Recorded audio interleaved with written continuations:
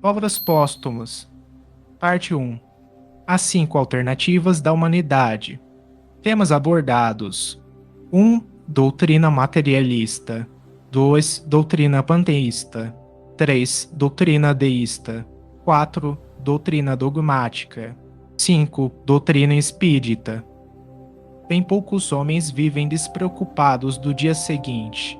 Ora, se cada um se inquieta pelo que virá após o dia que está transcorrendo, com mais forte razão é natural se preocupe com o que haverá depois do grande dia da vida, pois já não se trata de alguns instantes, mas da eternidade. Viveremos ou não viveremos? Fim desse grande dia? Não há meio termo, é uma questão de vida e de morte, é a suprema alternativa. Se interrogarmos o sentimento íntimo da quase universalidade dos homens, todos responderão: viveremos. Essa esperança constitui uma consolação. Entretanto, uma pequena minoria se esforça, sobretudo de algum tempo para cá, por lhes provar que não viverão. Ex-prosélitos, essa escola, força é confessá-lo, e principalmente entre os que, temendo a responsabilidade do futuro, acham mais cômodo gozar sem constrangimento do presente, sem se perturbarem com a perspectiva das consequências. Essa, porém, é a opinião de uma pequena minoria. Se havemos de viver, como viveremos? Em que condições viremos a encontrar-nos? Aqui, os sistemas variam de acordo com as ideias religiosas e filosóficas. Podem, no entanto, reduzir-se a 5 todas as capitais alternativas, que passamos a sumariar a fim de que se torne mais fácil a comparação e cada um possa escolher a que lhe pareça mais racional e melhor corresponda às suas aspirações pessoais e às exigências da sociedade. As 5 alternativas são as que resultam das doutrinas do materialismo, do panteísmo, do deísmo, do dogmatismo e do espiritismo. 1. Doutrina materialista. A inteligência do homem é uma propriedade da matéria, nasce e morre com o organismo. O homem nada é antes nem depois da vida corporal. Consequências. Sendo o homem apenas matéria, os gozos materiais são as únicas coisas reais e desejáveis. As afeições morais carecem de futuro, os laços morais a morte os quebra sem remissão e para as misérias da vida não há compensação. O suicídio vem a ser o fim racional e lógico da existência, quando não se pode esperar atenuação para os sofrimentos. Inútil qualquer constrangimento para vencer os maus pendores, e ver cada um para si o melhor possível. Enquanto aqui estiver, estupidez vexar-se e sacrificar o repouso, o bem-estar por causa de outros, isto-lhe por causa de seres que a seu turno serão aniquilados e que ninguém tornará a ver, deveres sociais sem fundamento, o bem e o mal meras convenções, por freio social unicamente a força material da lei civil. Nota: não será talvez inútil lembrar aqui aos nossos leitores algumas passagens de um artigo que publicamos sobre o materialismo na revista de agosto de 1868. O materialismo, dizíamos, estadeando-se como jamais o fizera em época nenhuma, apresentando-se como regulador supremo dos destinos morais da humanidade, teve por efeito aterrorizar as massas pelas consequências inevitáveis das suas doutrinas com relação à ordem social. Por isso mesmo, provocou, em favor das ideias espiritualistas, enérgica reação que ia de provar quão longe ele está de possuir simpatias tão gerais quanto supõe e que singularmente se ilude se espera impor um dia suas leis ao mundo. Certamente as crenças espiritualistas do passado não satisfazem a este século, já não estão ao nível intelectual da nossa geração, por muitos pontos, acham-se em contradição com os dados positivos da ciência, deixam no espírito ideias incompatíveis com a necessidade do positivo que predomina na sociedade moderna. cometem, além disso, o erro de se imporem por meio da fé cega e de proscreverem o livre exame. Tá aí, sem nenhuma dúvida, o desenvolvimento da incredulidade na maioria das criaturas. É de toda evidência que, se os homens fossem alimentados, desde a infância, com ideias de natureza a serem mais tarde confirmadas pela razão, não haveria incrédulos.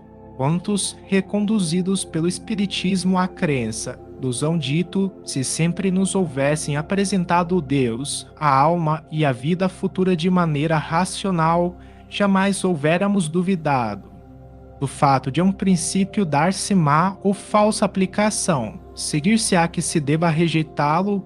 Ocorre com as coisas espirituais o que se verifica com a legislação e com todas as instituições sociais. Faz-se mistério apropriá-las aos tempos, sob pena de sucumbirem. Mas, em vez de apresentar alguma coisa melhor que o velho espiritualismo, o materialismo preferiu suprimir tudo, o que o dispensava de pesquisar e lhe parecia mais cômodo àqueles a quem a ideia de Deus e do futuro importuna. Que se deveria pensar de um médico que, achando não ser bastante substancioso o regime de um convalescente, lhe prescrevesse não comer absolutamente nada, que causa espanto na maioria dos materialistas da escola moderna é o espírito de intolerância levado aos últimos limites, quando ao mesmo tempo reclamam incessantemente o direito à liberdade de consciência. Há, neste momento, em certo partido, um levantar de broquéis contra as ideias espiritualistas em geral, nas quais, naturalmente, as do espiritismo se acham envolvidas. O que esse partido quer não é um Deus melhor e mais justo, é o Deus matéria, menos embaraçoso, porque não se item de prestar contas.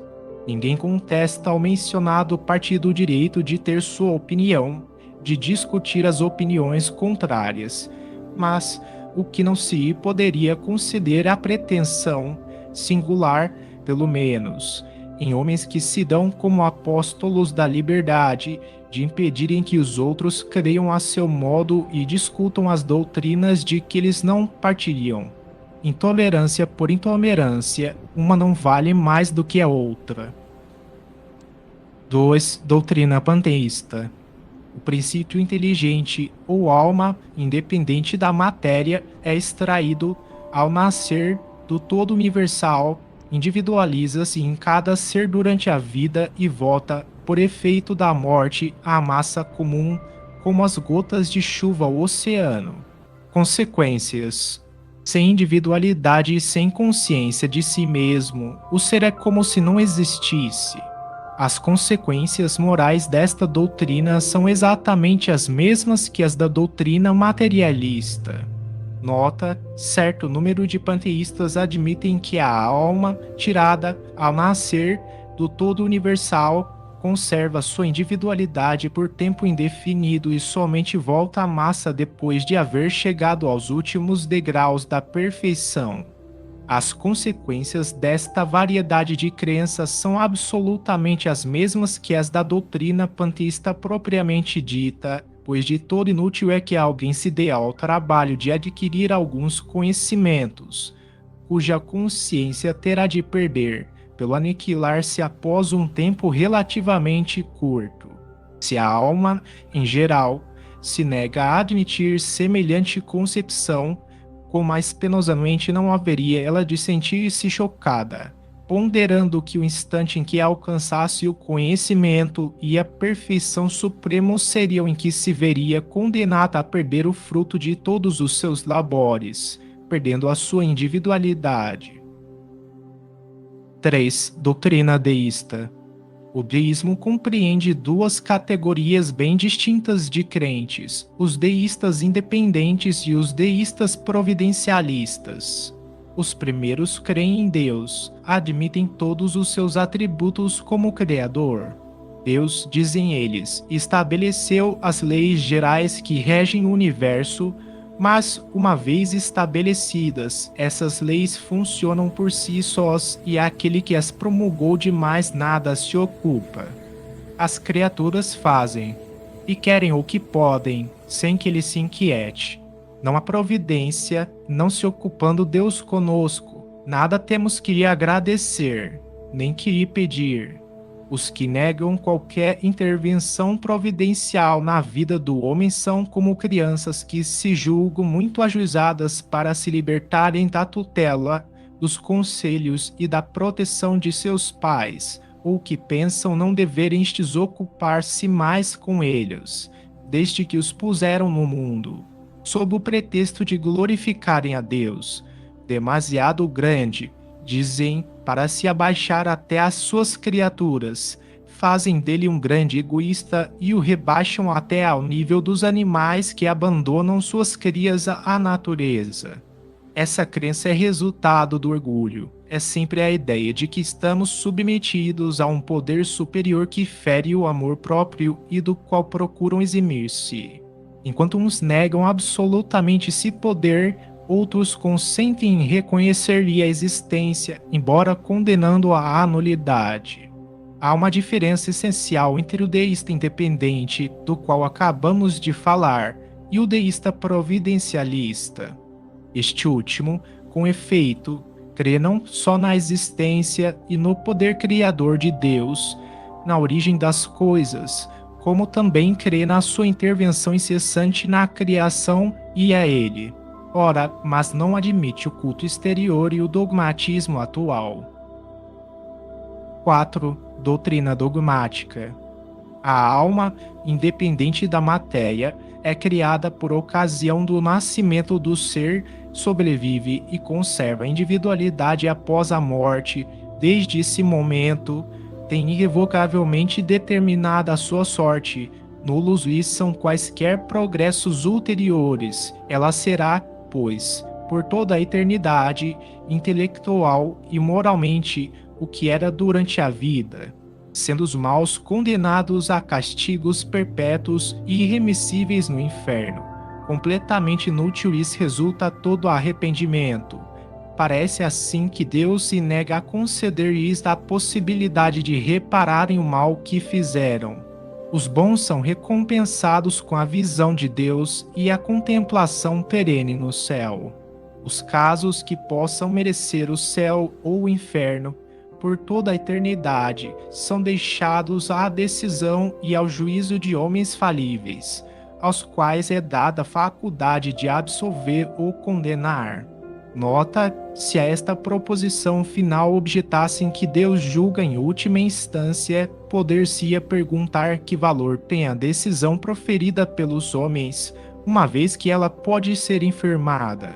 Separação definitiva e absoluta dos condenados e dos eleitos. Inutilidade dos socorros morais e das consolações para os condenados. Criação de anjos ou almas privilegiadas, isentas de todo o trabalho para chegarem à perfeição, etc, etc. Consequências. Esta doutrina deixa sem solução os graves problemas seguintes. Primeiro, de onde vêm as disposições inatas, intelectuais e morais que fazem com que os homens nasçam bons ou maus, inteligentes ou idiotas? Segundo, qual a sorte das crianças que morrem em tenra idade? Porque vão elas para uma vida bem-aventurada, sem o trabalho a que os outros ficam sujeitos durante longos anos? Porque são recompensadas sem terem podido fazer o bem, ou são privadas de uma felicidade perfeita, sem terem feito o mal? Terceiro, qual a sorte dos cretinos e dos idiotas que não têm consciência de seus atos? Quarto, onde a justiça das misérias e das enfermidades de nascença, uma vez que não resultam de nenhum ato da vida presente. Quinto, qual a sorte dos selvagens e de todos os que forçosamente morrem no estado de inferioridade moral em que foram colocados pela natureza mesma, se não lhes é dado progredirem ulteriormente. Sexto, porque cria Deus umas almas mais favorecidas do que outras. Sétimo, porque chama ele a si prematuramente os que teriam podido melhorar-se, se vivessem mais tempo, visto que não lhes é permitido progredirem depois da morte. Oitavo, porque criou Deus anjos em estado de perfeição sem trabalho, ao passo que outras criaturas são submetidas às mais rudes provações em que têm maiores probabilidades de sucumbir do que de sair vitoriosas, etc, etc. 5. Doutrina espírita. O princípio inteligente independe da matéria. A alma individual preexiste e sobrevive ao corpo. O ponto de partida ou de origem é o mesmo para todas as almas, sem exceção.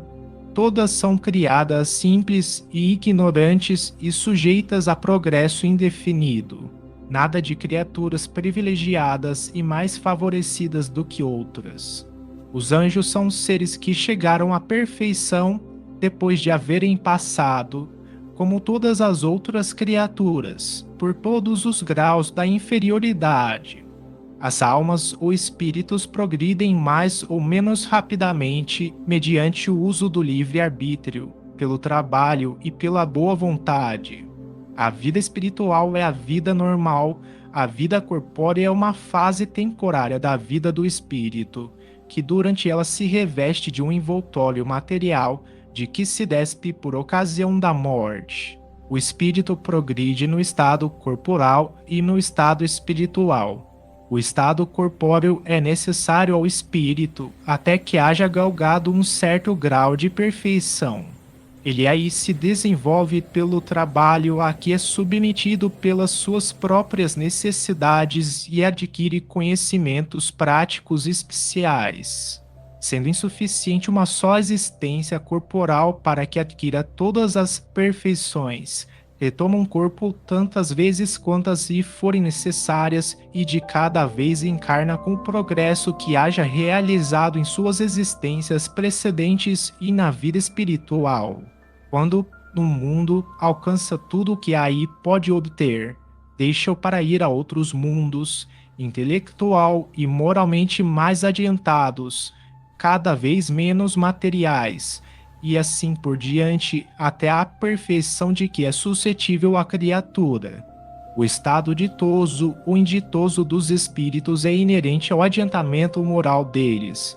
A punição que sofrem é consequência do seu endurecimento no mal, de sorte que, por perseverarem no mal, eles se punem a si mesmos, mas a porta do arrependimento nunca se lhes fecha e eles podem, desde que o queiram, volver ao caminho do bem e efetuar, com o tempo, todos os progressos. As crianças que morrem em tenra idade podem ser espíritos mais ou menos adiantados, porquanto já tiveram outras existências em que ou praticaram o bem ou cometeram ações más. A morte não os livra das provas que hajam de sofrer e, em tempo oportuno, eles voltam a uma nova existência na Terra ou em mundos superiores, conforme o grau de elevação que tenham atingido. A alma dos cretinos e dos idiotas é da mesma natureza que a de qualquer outro encarnado, possuem, muitas vezes, grande inteligência, sofrem pela deficiência dos meios de que dispõem para entrar em relação com os seus companheiros de existência, como os mudos sofrem por não poderem falar. É que abusaram da inteligência em existências pretéritas e aceitaram voluntariamente a situação de impotência para usar dela a fim de expiarem o mal que praticaram, etc, etc.